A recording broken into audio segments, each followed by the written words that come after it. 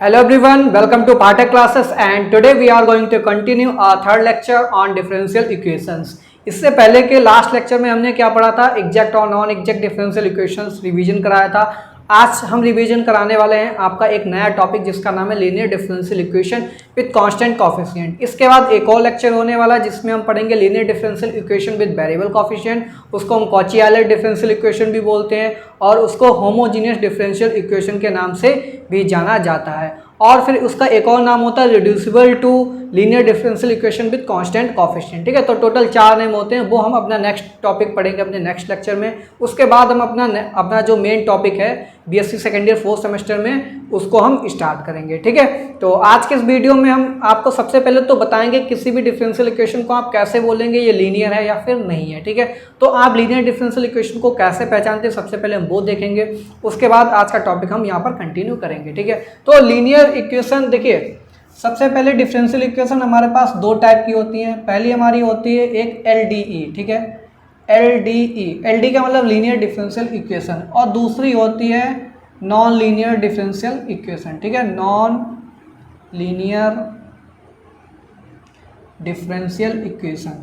अब बात करेंगे LD में, क्या हम देखेंगे कि हम बता देंगे ये डिफरेंशियल इक्वेशन गिवन लीनियर है। ठीक है, तो लीनियर के लिए देखिए यहाँ पर 3 कंडीशन होनी चाहिए। डिफरेंशियल इक्वेशन की जो डिग्री होनी चाहिए वो कितनी होनी चाहिए भाई, 1 होनी चाहिए, क्योंकि लीनियर होगी तो डिग्री हमेशा 1 होगी। ठीक है, अगर 1 से अबव है तो फिर वो लीनियर नहीं होगी।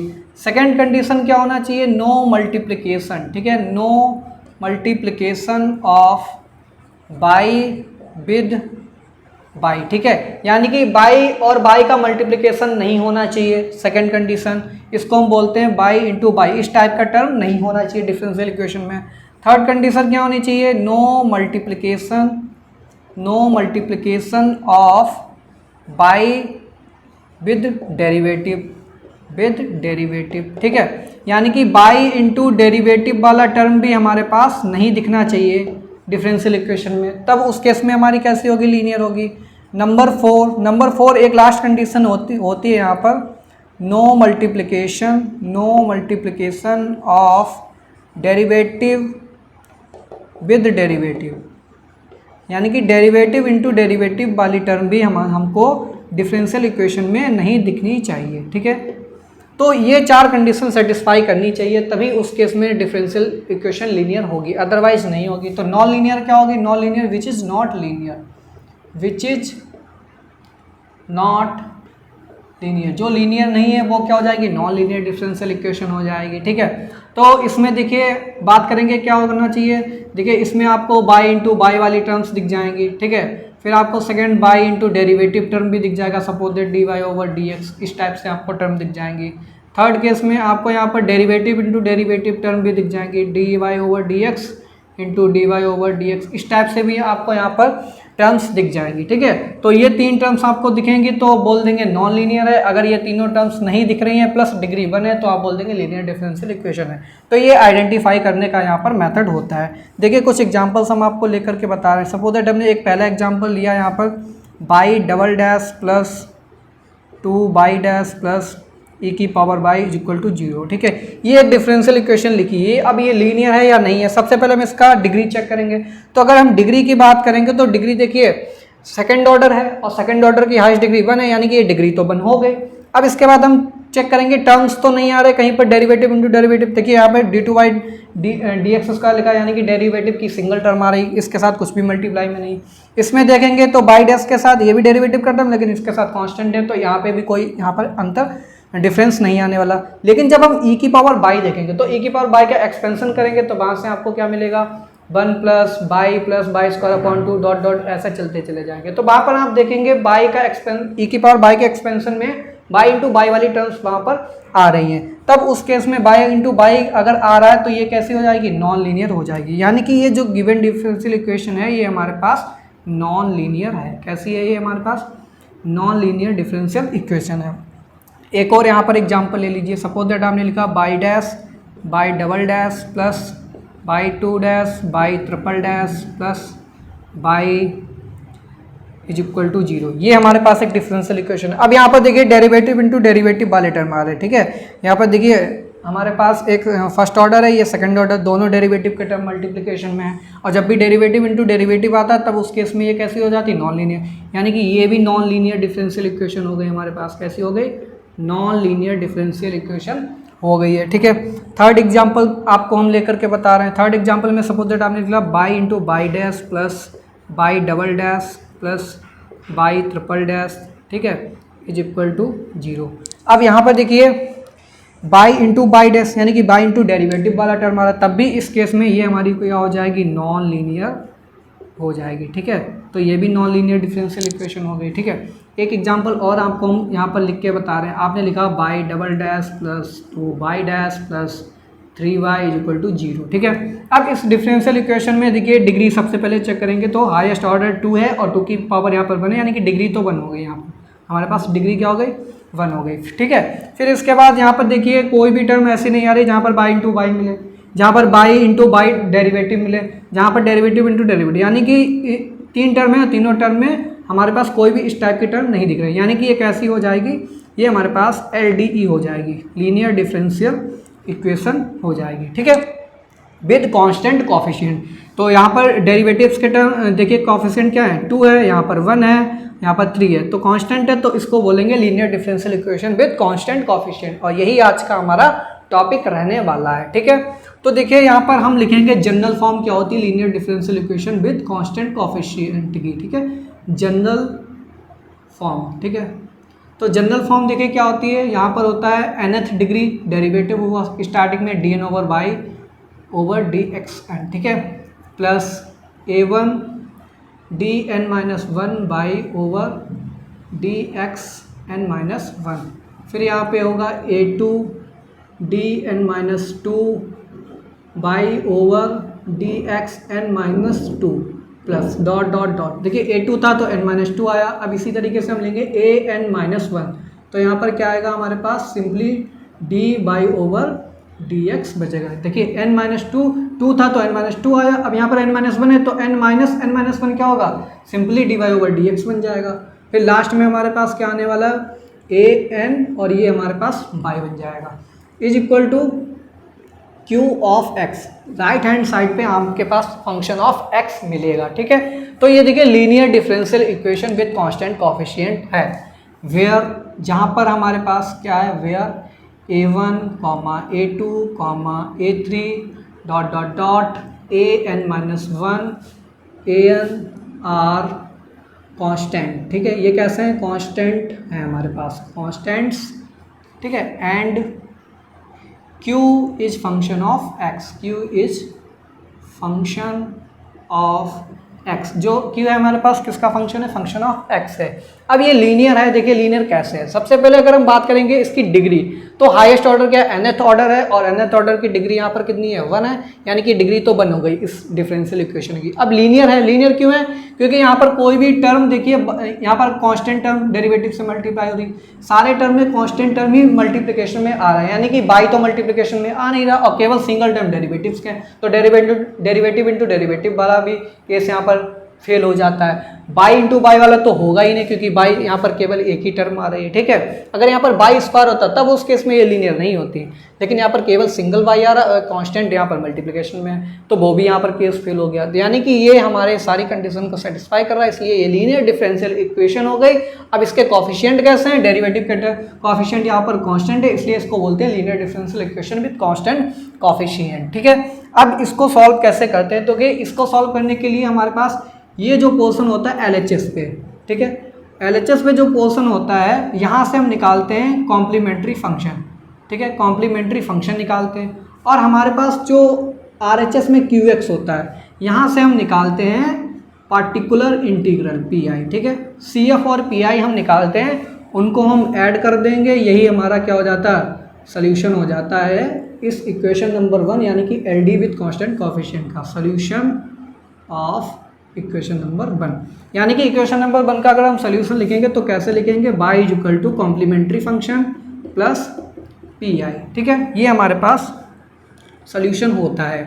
अब CF निकालने के अलग अलग केसेस होते हैं और पार्टिकुलर इंटीग्रल निकालने के अलग अलग केसेस होते हैं, सारे केसेस को 1 बाय 1 हम यहाँ पर डिस्कस करेंगे। ठीक है, बात करेंगे कॉम्प्लीमेंट्री फंक्शन की। ठीक है, तो कॉम्प्लीमेंट्री फंक्शन यहाँ पर हम कैसे बताएंगे, कैसे निकालते हैं। ठीक है, बहुत सारी चीज़ें हम डिस्कस करने वाले हैं। एक और चीज़ हम आपको यहाँ पर बता दे रहे हैं, यहाँ पर जो QX लिखा है, ठीक है, यहाँ पर जो QX है,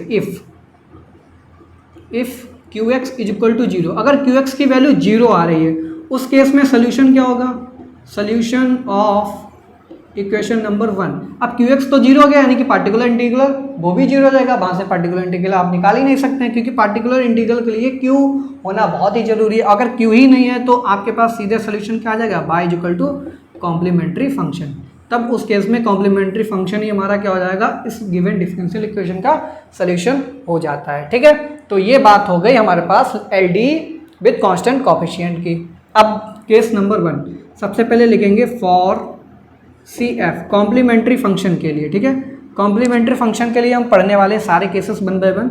तो केस नंबर 1 की बात करेंगे। केस नंबर 1 पे बढ़ने से पहले मैं आपको एक चीज़ और बता दे रहा हूँ। जब भी आप कॉम्प्लीमेंट्री फंक्शन निकालेंगे उसके लिए आपको एक ऑक्सिलरी इक्वेशन बनानी पड़ती है। क्या बनानी पड़ती है, ऑक्सिलरी इक्वेशन। अब ये ऑक्सिलरी इक्वेशन कैसे निकल के आती है, तो आपको कुछ नहीं करना है। ऑक्सिलरी इक्वेशन में आपको क्या करना है, जो हमारे पास डेरिवेटिव की टर्म है यानी कि D, ठीक है, डेरिवेटिव को किससे रिप्लेस कर देना है, M से रिप्लेस कर देना है इन इक्वेशन नंबर 1। ठीक है, इक्वेशन नंबर 1 में रिप्लेस कर देना है। तो केस नंबर 1 बाद में डिस्कस करते हैं, पहले देखेंगे हम ऑक्सिलरी इक्वेशन को कैसे फॉर्म करते हैं। तो देखिए, इसी इक्वेशन नंबर 1 को हम किस तरीके से लिख सकते हैं। इक्वेशन नंबर 1 को हम लिख सकते हैं यहाँ पर d की power n plus a1 d की power n minus 1 plus a2 d की power n minus 2 plus dot dot dot a n minus 1 d plus a n। ठीक है, और ब्रैकेट लगा दीजिए, यहाँ पे बाई लिख दीजिए, is equal to Q of X हो जाएगा। अब ऑक्सिलरी इक्वेशन देखिए यहाँ पर क्या निकल के आएगी, ऑक्सिलरी इक्वेशन।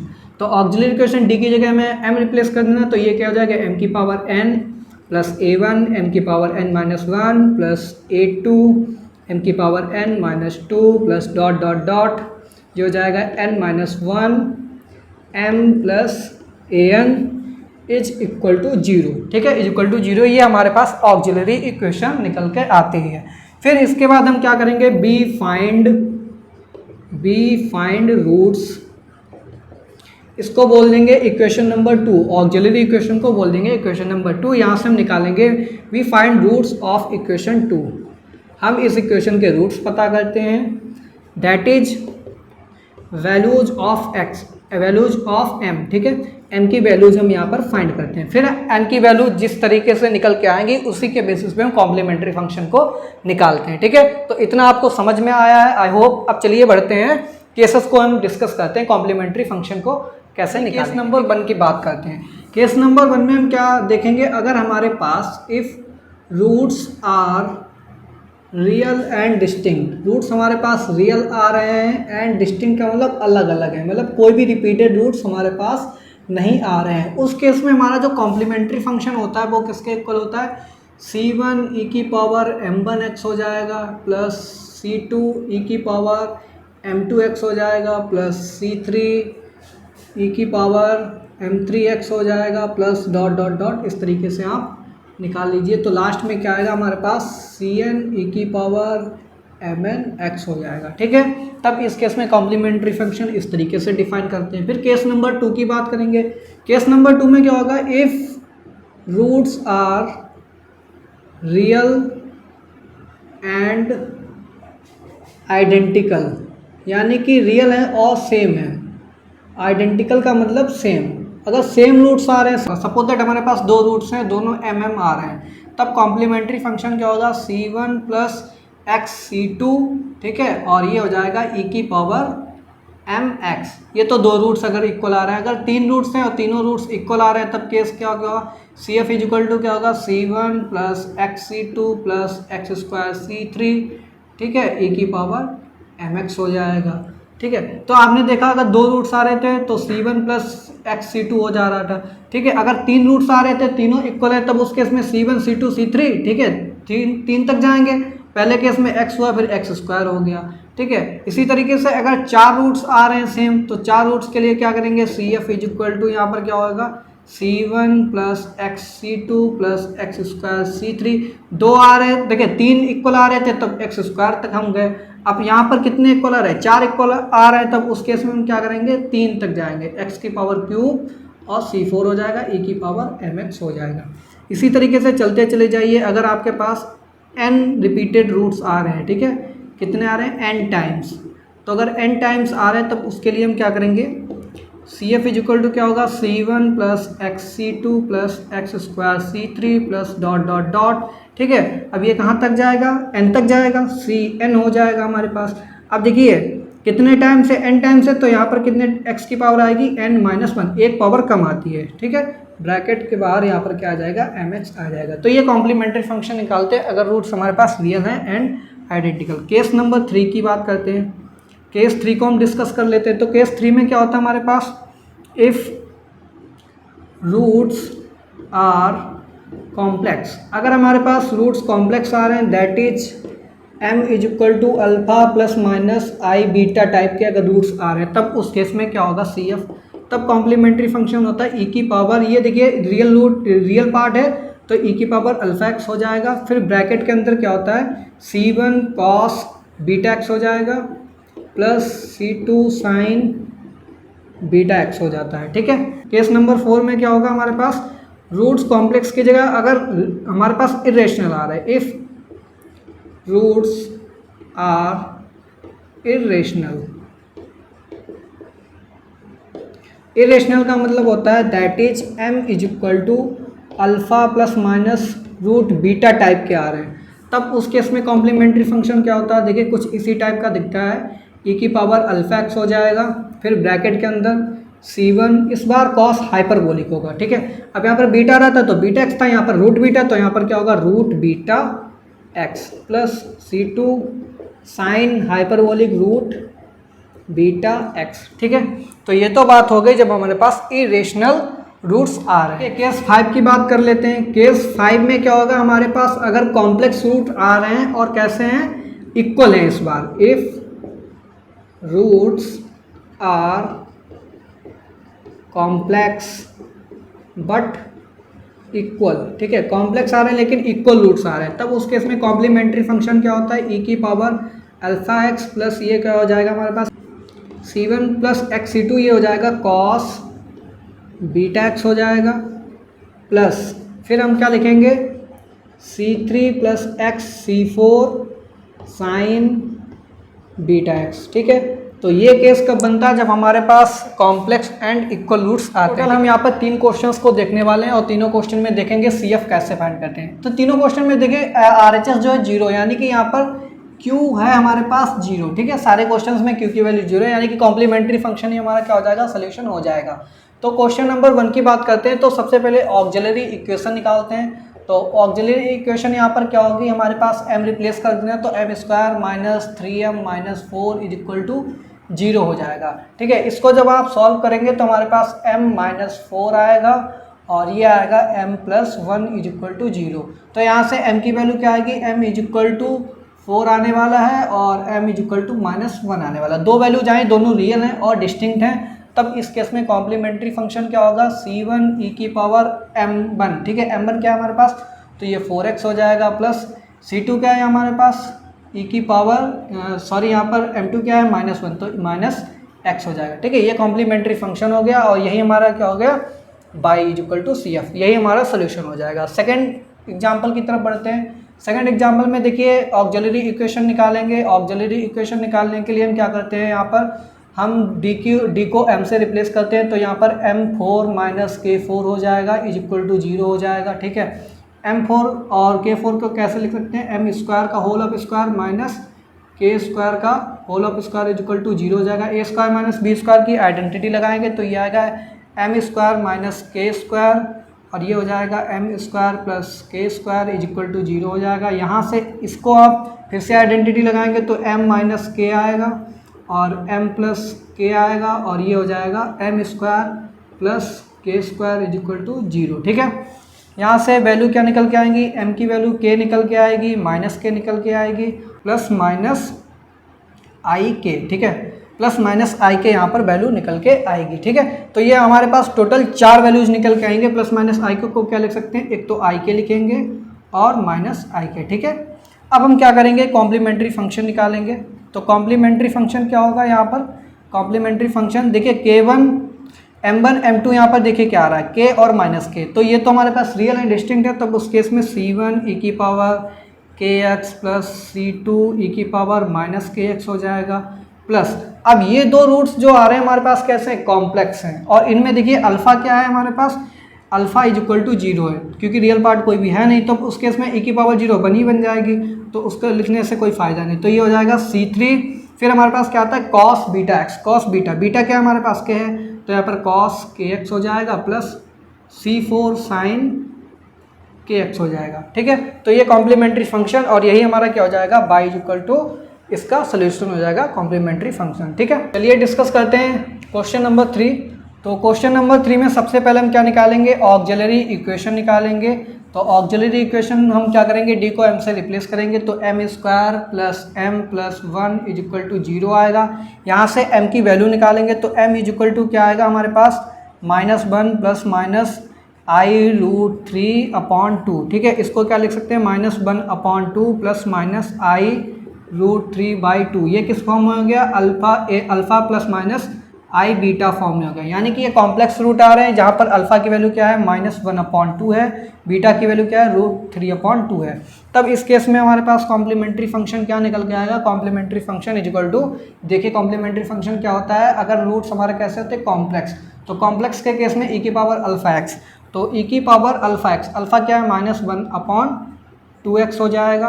फिर ब्रैकेट के अंदर C1 cos beta x, cos beta, beta कितना है, √3/2x हो जाएगा, प्लस C2 और हमारे पास ये कितना हो जाएगा, साइन √3/2x। ठीक है, और यही हमारा क्या होगा, y इक्वल टू CF हमारा कॉम्प्लीमेंट्री फंक्शन सोल्यूशन हो जाएगा, क्योंकि q की वैल्यू यहाँ पर क्या आ रही है, 0 आ रही है। ठीक है, तो ये इस तरीके से यहाँ पर कॉम्प्लीमेंट्री फंक्शन को निकालते हैं। आई होप आपको बहुत अच्छे से ये टॉपिक समझ में आया होगा। अब इसके बाद हम बात करेंगे पीआई कैसे निकालते हैं, पार्टिकुलर इंटीग्रल, क्योंकि अगर q 0 नहीं है तब उस केस में पीआई भी निकालना पड़ेगा। चलिए पीआई का फर्स्ट केस डिस्कस करते हैं। तो देखिए हमारे पास जो यहाँ पर जनरल फॉर्म लिखी थी, उसमें फर्स्ट इक्वेशन नंबर हमने बोला था, उसमें RHS में क्या आ रहा था, qx, तो ये वही यहाँ पर qx है। अगर RHS में e की पावर ax टाइप का टर्म आ रहा है, तब उस केस में देखिए पार्टिकुलर इंटीग्रल कैसे निकालते हैं, पी आई इक्वल टू सबसे पहले हम लिखेंगे e की पावर ax अपॉन fd। ठीक है, LHS में जो भी आपके टर्म होते हैं उसको fd से डिनोट करते हैं, और उसको हम डिनोमिनेटर में ले आएंगे,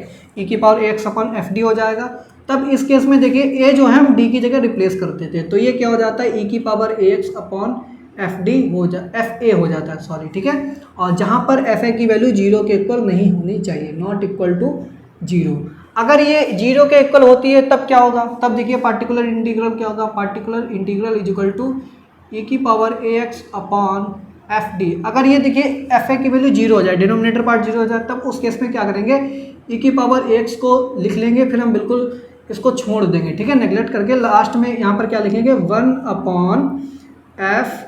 ठीक है, d है तो अब हम d को किससे रिप्लेस कर देंगे, d प्लस a टर्म। ठीक है, d प्लस a, यानी कि x का जो कॉफिशिएंट है यहाँ पर d प्लस a से रिप्लेस कर देंगे। ये हमारा पर्टिकुलर इंटीग्रल हो जाएगा if fa is equal to 0। fa is equal to 0 के केस में इस तरीके से निकालते हैं। अगर 0 के इक्वल नहीं है तो सिंपली आपको d को a से रिप्लेस कर देना है। अगर ये 0 के इक्वल आता है तो आपको क्या करना है, d की जगह d प्लस a कर देना है और e की पावर ax को बाहर निकाल लेना है। ठीक है, केस नंबर 2 की बात करते हैं। केस नंबर 2 में क्या है, अगर हमारे पास RHS में जो लिखा है qx की वैल्यू वो किसके इक्वल आ रही है, या तो फिर cos ax के इक्वल आ रही और sin ax। ठीक है, cos ax या फिर sin ax टर्म आ रही है, तब उस केस में हम देखिए क्या कैसे निकालते हैं यहाँ पर। तो उसका निकालने का फार्मूला क्या होता है, P I is equal to, सबसे पहले तुम क्या लिखेंगे, सबसे पहले हम लिखेंगे cos ax अपॉन FD। ठीक है, cos ax upon FD is equal to क्या हो जाएगा, फिर हम क्या लिखेंगे, cos ax अपॉन, अब देखिए जो a है इसका हम करेंगे स्क्वायर और लेंगे माइनस, यानी कि माइनस a स्क्वायर। तो जहाँ पर d है उसको हम माइनस a स्क्वायर से रिप्लेस कर देंगे। ठीक है, माइनस a स्क्वायर से रिप्लेस कर देंगे और याद रहे नीचे वाला डिनोमिनेटर वाला जो टर्म है वो 0 के इक्वल नहीं होना चाहिए।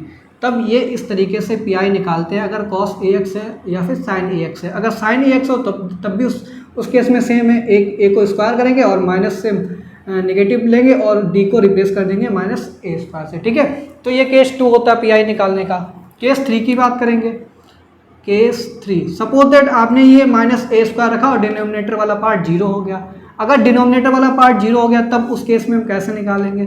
तब उस केस में देखिए निकालने का फार्मूला होता है cos ax upon D square plus A square, कुछ इस तरीके से लिखा होगा। और दूसरा साइन के लिए कैसे लिखा होता है? Sine ax upon D square plus A square, ठीक है। देखिए cos ax है तो यहाँ पर पॉजिटिव रहेगा, अगर यहाँ पर साइन ax है तो इस केस में ये नेगेटिव हो जाएगा और साइन का क्या हो जाएगा यहाँ पर cos ax हो जाएगा। तो ये पार्टिकुलर इंटीग्रल निकल के आता है जब हमारे पास डिनोमिनेटर वाला पार्ट 0 हो जाएगा, ठीक है। केस नंबर 4, केस नंबर 4 में क्या होगा? अगर हमारे पास जो qx वाली टर्म है, qx में अगर पॉलिनोमियल फंक्शन px टाइप का आ रहा है, ठीक है, px टाइप का आ रहा है, तब हमें क्या करना होगा? pi कैसे निकालेंगे? pi इज इक्वल टू, सबसे पहले तो हम इसको लिखेंगे px अपॉन fd के टर्म में फंक्शन लिखेंगे। फिर हम क्या करेंगे? यहाँ पर डिनोमिनेटर में इसको ब्रेक करेंगे, कुछ इस फॉर्म में कन्वर्ट करना होगा, 1 प्लस फाइव डी के फॉर्म में यहाँ पर कन्वर्ट कर लेना है। यानी कि हमको 1 लाना है, 1 प्लस या फिर 1 माइनस डेरिवेटिव वाला टर्म फंक्शन ऑफ डेरिवेटिव आना चाहिए। जब इस फॉर्म में हम इसको कन्वर्ट कर लेंगे उसके बाद हमको सिंपली यहाँ पर क्या करना है? इसको हमको ले जाना है ऊपर, तो ये हो जाएगा 1 प्लस फाइव डी, ठीक है। इसका हमें क्या कर लेना है? इन्वर्स कर लेना है और ये हो जाएगा हमारे पास p ऑफ x। आपको क्या करना है? इसको बाइनोमियल एक्सपेंड करना है। अच्छा, बाइनोमियल एक्सपेंशन आपको पता होना चाहिए। सपोज दैट अगर आपके पास लेगा 1 प्लस एक्स माइनस 1, ठीक है, तो इसका बाइनोमियल एक्सपेंशन क्या होगा? अल्टरनेट साइन आ जाएंगे, 1 माइनस एक्स फिर plus x square minus x cube plus dot dot, इस तरीके से चलेगा। अगर आपके पास 1 माइनस एक्स इनवर्स ये आ रहा है तब इस केस में सारे साइन प्लस में चेंज हो जाएंगे, x square plus x cube plus dot dot dot, ये बाइनोमियल एक्सपेंशन होता है, ठीक है। फिर आपको क्या करना है? बाइनोमियल एक्सपेंड कर दीजिए। अब ये एक्सपेंड किस डिग्री तक करना है ये भी इंपॉर्टेंट रहता है। तो जिस डिग्री की पॉलिनोमियल होगी उसी डिग्री तक हमको ये एक्सपेंड करना, उसके आगे के सारे टर्म्स को यहाँ पर हम निग्लेक्ट कर देंगे, क्योंकि आपको पता अगर nth डिग्री पॉलिनोमियल है तो उसका nth डिग्री डेरिवेटिव क्या होता है? कांस्टेंट होता है, और n+1 डिग्री जब आप डेरिवेटिव निकालेंगे वो 0 हो जाएगा। यानी कि जो जिस डिग्री की पॉलिनोमियल होगी उसी डिग्री तक हम इसको एक्सपेंड करेंगे, उसके आगे के कोई भी टर्म हम यहाँ पर नहीं लिखेंगे, ठीक है। अगर हम बात करेंगे फर्स्ट एग्जाम्पल, तो फर्स्ट एग्जाम्पल में सबसे पहले तो आपको CF निकालना होगा। CF के लिए ऑक्सिलरी इक्वेशन निकालिए, वहाँ से CF निकालिए। हम सीधे डायरेक्ट यहाँ पर PI निकालना बताएंगे। तो PI इज इक्वल टू क्या होगा? Q की वैल्यू क्या है? cos 4x है, ठीक है। तो ये हो जाएगा cos 4x upon FD। FD का मतलब ये d स्क्वायर प्लस 9 नीचे आ जाएगा, तो ये d स्क्वायर प्लस 9 हो जाएगा। अब A की वैल्यू यहाँ पर क्या है? 4 है। हमको क्या करना है? a स्क्वायर यानी कि 4 का स्क्वायर 16 होगा, फिर माइनस ले लेना है यानी कि माइनस 16। तो जहाँ पर d स्क्वायर है उसको माइनस 16 से रिप्लेस कर देना है। तो ये क्या हो जाएगा? cos 4x अपॉन ये माइनस 16 प्लस 9 हो जाएगा। और ये हमारे पास जब इसको सॉल्व करेंगे तो ये आने वाला है cos 4x अपॉन माइनस 7, ठीक है। ये हमारे पास आंसर आ जाएगा इसका। सेकेंड क्वेश्चन की बात करेंगे तो सेकेंड क्वेश्चन में D square plus D plus 1 by equal to E की पावर एक्स है, ठीक है।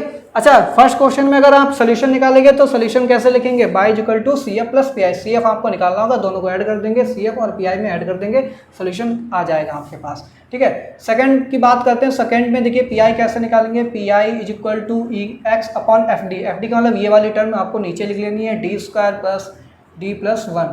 यहाँ पर ए की वैल्यू क्या है? एक्स का कॉफिशिएंट वो 1 है, तो हम क्या करते हैं? ई की पावर एक्स टाइम में क्या करते हैं? डी को ए से रिप्लेस करते हैं। ए की वैल्यू 1 है तो ये हो जाएगा ई की पावर एक्स अपॉन जहाँ जहाँ डी है वहाँ 1 रख दीजिए, तो 1 प्लस 1 प्लस 1 हो जाएगा, यह आ जाएगा 1 अपॉन 3 ई की पावर एक्स, ठीक है। थर्ड क्वेश्चन की बात करते हैं तो थर्ड क्वेश्चन में क्या है हमारे पास? D square minus D minus 6, ठीक है, और इक्वल टू में एक पॉलिनोमियल टर्म यानी कि एक्स की पावर 1 पॉलिनोमियल फंक्शन गिवन में है। अब देखिए यहाँ पर पी आई कैसे निकालेंगे? P I is equal to क्या होगा? X upon D square minus D minus 6।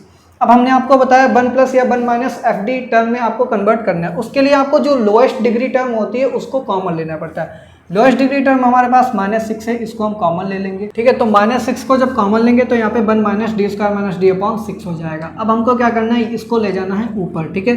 Numerator में ले जाएंगे तो क्या हो जाएगा? ये हमारे पास हो जाएगा देखिए यहाँ पे लिखेंगे 1 minus D square minus D over 6, ठीक है, और इसकी पावर क्या हो जाएगी -1 हो जाएगी। एक्स को इधर लिखा रहने देंगे और डिनोमिनेटर में क्या आने वाला है -6, ये जो यहाँ पर बचा है, ठीक है, इक्वल टू। अब हमको क्या करना है, ये पावर यहाँ पर 1 है यानी कि पॉलिनोमियल फर्स्ट डिग्री की है, तब हमको क्या करना है, केवल एक टर्म तक ही एक्सपेंड करना है। तो 1 माइनस माइनस प्लस हो जाएगा, तब इसका एक्सपेंशन देखिए क्या आने वाला है 1 plus D square minus D over 6, ये x हो जाएगा, ठीक है। अब x को अंदर ले लीजिए, तब ये क्या हो जाएगा x प्लस, और ये हो जाएगा डी स्क्वायर अपॉन 6x हो जाएगा माइनस डी ओवर 6x हो जाएगा, ठीक है। अब देखिए यहाँ पर क्या हो जाएगा, ये आंसर आने वाला है x प्लस डी स्क्वायर, ये देखिए 1 डिग्री है और डेरिवेटिव 2 टाइम्स करें ये तो 0 हो जाएगा यहाँ पर, ठीक है, और माइनस डी ओवर 6 यानी कि -1 अपॉन 6 और x का डेरिवेटिव बनी रहता है, ठीक है। तो यहाँ पर आंसर क्या आने वाला है x -1 अपॉन 6, ठीक है, और एक ये -6 ऑलरेडी बाहर चल रहा था, ठीक है, तो ये क्या हो जाएगा -1 ओवर 6, ये हमारे पास पी निकल के आ जाएगा इसका, ठीक है, थर्ड वाले क्वेश्चन का। चलिए देखिए केस नंबर 5 में क्या, अगर QX is equal to EAX into V type का अगर कोई भी फंक्शन है, v यहाँ पर कुछ भी हो सकता है, पॉलिनोमियल फंक्शन हो सकता है, कॉस फंक्शन हो सकता है, ठीक है, साइन फंक्शन हो सकता है, ठीक है, कुछ भी हो सकता है। तब उस केस में क्या करेंगे, e की power ax into B upon F D, पहले इस फॉर्म में कन्वर्ट करेंगे, फिर क्या करते हैं e की पावर x को बाहर निकालते हैं, फिर हम d की जगह d प्लस ए रिप्लेस कर देते हैं, तो b अपॉन डी प्लस ए हो जाएगा, e की पावर x बाहर आ जाएगा, फिर b upon F plus D plus A को हम सॉल्व करेंगे, ठीक है, जैसे सॉल्व किए जाते हैं इससे पहले के जो केसेस हमने पढ़े हैं पीआई के।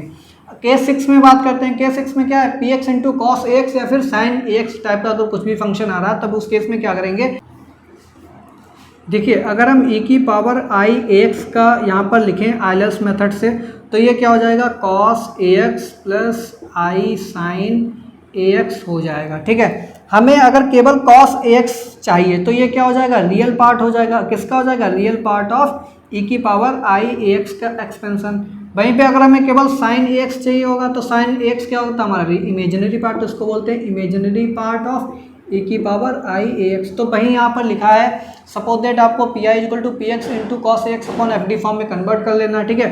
अब cos ax का रियल पार्ट होता है e की पावर i ax का, तो क्या लिखेंगे, real part of px into E की power i x upon F D, फिर आपको इसको सॉल्व करना है, ठीक है, e की पावर i x को बाहर लाना है, ठीक है, तो x का कोफिशिएंट i है तो d को रिप्लेस कर देंगे d प्लस आई ए फॉर्म में, उसके बाद जैसे सॉल्व किया जाता है उस तरीके से आपको इसको सॉल्व करना है। फिर केस नंबर 7 में क्या होता है, Q x upon D plus alpha, Q x upon D minus alpha, ठीक है, अगर डी प्लस अल्फा है तो यहाँ पर ई की पावर माइनस अल्फा एक्स आएगा, अगर माइनस अल्फा है तो ई की पावर अल्फा एक्स आएगा। फिर इंटीग्रल के अंदर क्या होता है, साइन चेंज होता है, यहाँ पर माइनस आया था तो यहाँ पर प्लस का अल्फा एक्स हो जाएगा इंटू क्यू डी एक्स हो जाएगा, फिर यहाँ पर बाहर क्या है, प्लस का अल्फा एक्स है तो अंदर क्या होगा, minus alpha x into Q D x हो जाएगा। एक क्वेश्चन ले रहे हैं उसके द्वारा हम आपको समझाएंगे।